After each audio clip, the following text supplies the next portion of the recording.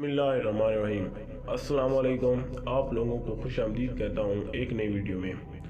लालच बुरी बला है। हरे भरे दरख्त बर्फबारी की वजह से सफ़ेद नज़र आ रहे थे। सर्दियों के दिन थे। बर्फबारी होते ही जंगल में सन्नाटा छा गया था। जिन जानवरों ने सर्दी की आमद से पहले ही खुराक ज़ख़ीरा कर ली थी, वो मज़े से घर में बैठकर खा पी रहे थे। जिन्होंने कोई इंतज़ाम नहीं किया था, वो सर्दी से कांपते हुए खुराक की तलाश में निकले हुए थे। लोमड़ी रात का खाना मोटे खरगोश और गोल मटोल चकोर से हासिल करती थी। सर्दियों की आमद से पहले वो रोटी के टुकड़े जमा कर लेती, जो सर्दियों के दिनों में उस वक्त काम आते जब खाने की कोई चीज़ ना होती। एक दिन मोटा खरगोश अपनी नानी के घर गया हुआ था और चकोर घर पर नहीं था। इस रात लोमड़ी और उसके शौहर लोमड़ ने रात को बासी टुकड़े खाए। सुबह सवेरे लोमड़ी ने खुराक की तलाश में जंगल का एक चक्कर लगाया, लेकिन खाने की कोई चीज़ दस्तयाब ना हुई।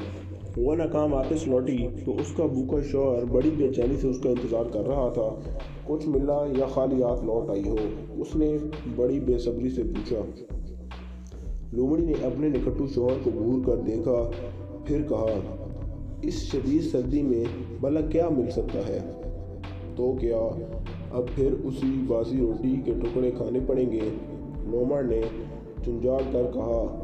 तो भूरी आंखों वाली लोमड़ी को अपने काहिल शौहर पर गुस्सा आ गया और बोली, काम के नकाज के भाई दुश्मन अनाज के, कभी खुद भी खुराक तलाश कर लिया करो। ये कहते हुए लोमड़ी ने डब्बे में रोटी के बासी टुकड़े निकाले और लोमड़ के आगे रख कर बोली, जब तक खुराक का बंदोबस्त नहीं हो जाता, हमें इन्हीं टुकड़ों पर गुजारा करना होगा।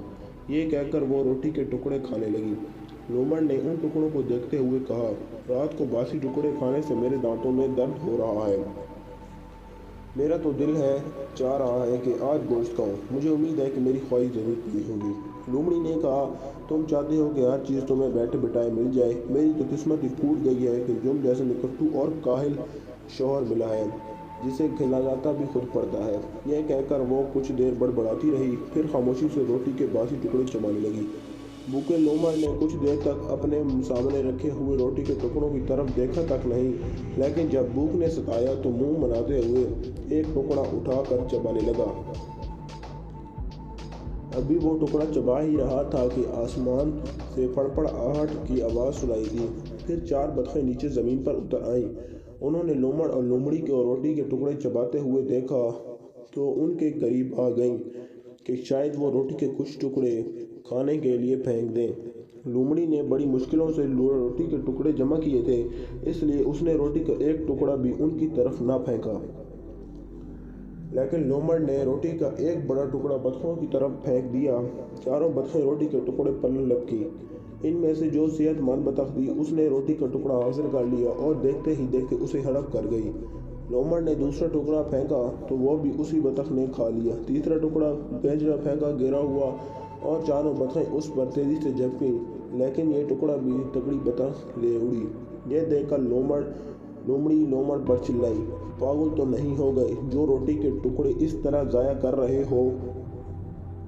लोमड़ ने कहा, ये खुश्क टुकड़े खाकर मेरे पेट में दर्द हो गया है, इसलिए इन बतखों को खिला रहा हूँ। ये कहते हुए उसने चौथा और पांचवा टुकड़ा भी बतखों की तरफ फेंक दिया।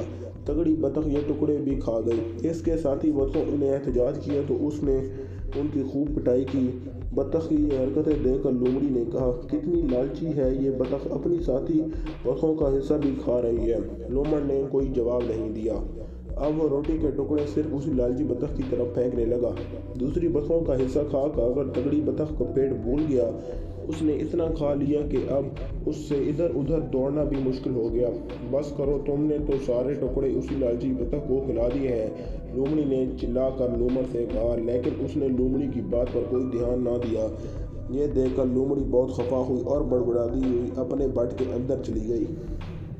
तगड़ी बतख टुकड़ों के लालच में लोमड़ के करीब आ चुकी थी। लोमड़ भी जानबूझकर टुकड़े अपने करीब गिरा रहा था। जैसे ही तगड़ी बतख थोड़ा सा करीब आई, उसने उछलकर बतख को पकड़ लिया। उसने भागने की कोशिश की, लेकिन उससे भागा ना गया।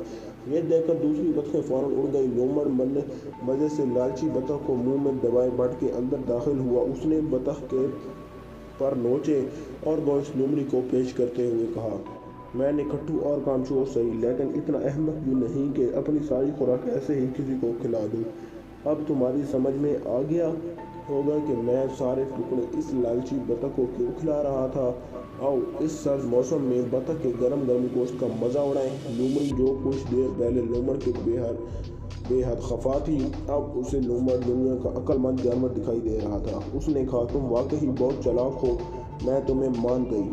اس کے بعد دونوں نے مل کر لالچی بطخ کے مزیدار گوشت کو اڑایا۔ لالچ بری بلا ہے۔